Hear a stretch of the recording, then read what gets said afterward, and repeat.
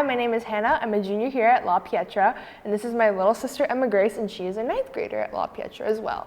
And today we are going to be teaching you how to make a skeleton hand. The first thing you need to do is grab a sheet of paper, and what you're going to do is you're going to trace your non-dominant hand onto the paper and trace your hand with a pencil. And next, you'll take a scissors and you'll cut your hand out.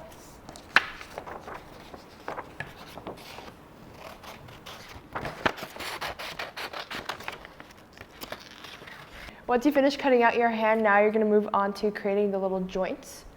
You will need a plastic straw. You'll probably need about 2 or 3.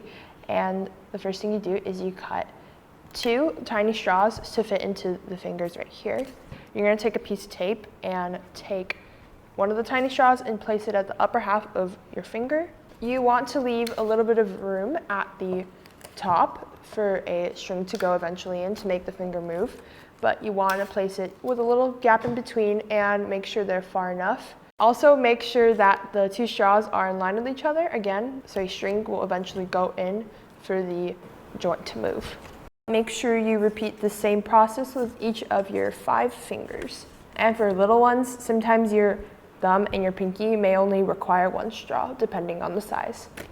Once you have finished all the joints for the 5 fingers, you can move on to the joints of the hand.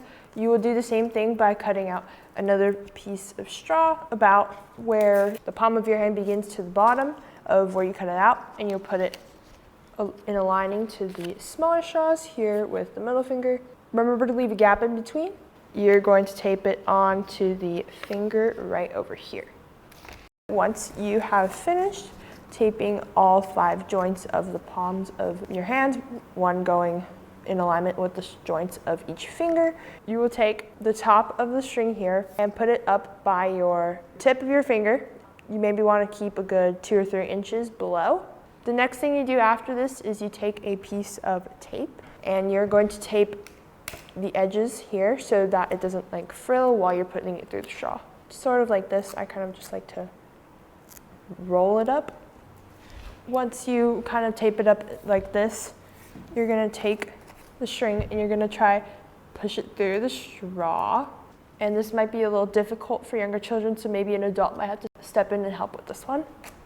Once you take the taped edge and once you pull it through each of the 3 straws, or 2, depending on the size of your finger, you're going to take this taped half and you're going to tape it to the back of the tip of the finger, but make sure you leave a little loop like this so you have the ability to pull once you're ready.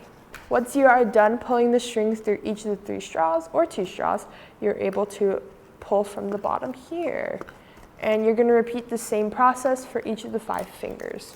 Also, just a side note, the string lengths for your first 3 fingers might be the same, but also might be a little bit smaller for your thumb and your pinky. Once you've finished all 5 fingers and you've put strings through all of the different straws, you're now able to have some fun by combining all the strings down here together, and you're able to pull on the 5 fingers like this. Now it's like you're saying hi to somebody. As a final little touch of decoration to it, you can take this little sticker that we've provided with you and you can put it on the back of your hand like this, and you're finished. If you want to add an extra touch, you can add some extra drawings on the back or even in the front if you have space, and you've created a little La Pietra skeleton hand.